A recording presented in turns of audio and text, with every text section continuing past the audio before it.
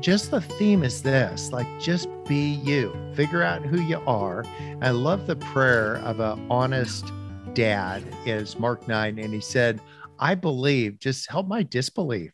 Like, help me with all the part that I just don't get. He doesn't care what your faith looks like. Let's just talk about what it is. Yes. And then you don't become a caricature of who you are.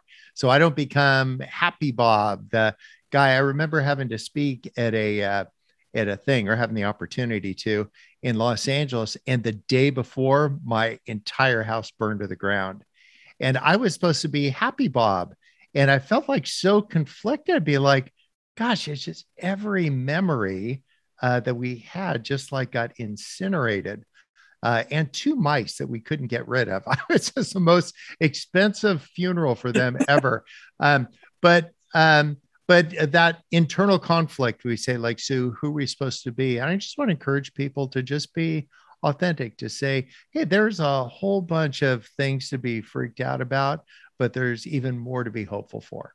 That is truth. It's something you're touching on too. I'm sure with the wisdom that you've touched on this many times, but it's something I like to remind people too, because it's something I have to remind myself, and that is comparison destroys you, and so comparison destroys the soul. It absolutely does. And what I mean by that is just looking at other people, looking at their lives or their families or their jobs or wherever they're coming from, and go, God, that's what, if I had that, then it would be a different. And man, as a musician, as someone who's, you're always in comparison, because you see that you have the charts in front of you every week. And it's like all these people are doing better than you.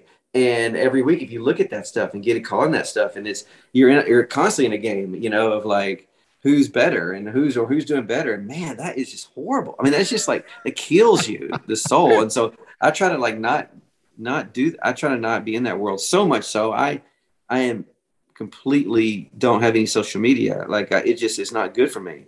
And that's just my path, Yeah. Now people say, well, I follow you. Well, you follow me, but you follow my team really. And I'll interject things, but I try not to have it on this phone, because it's just like, it's never good for me. Now that is showing, I'm just being honest with how weak I am.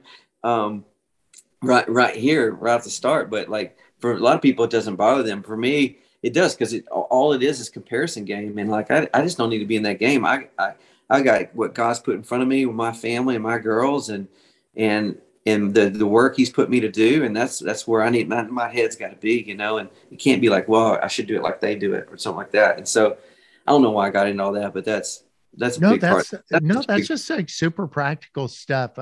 There's this real honest prayer that I have before I have an opportunity to say something to people. And I want to take away everything that I'm known for, and whatever's left is who I am. So take away Bob the lawyer, take away Bob the author, take away Bob the happy dude, like strip all that away, and whatever's left is who you are.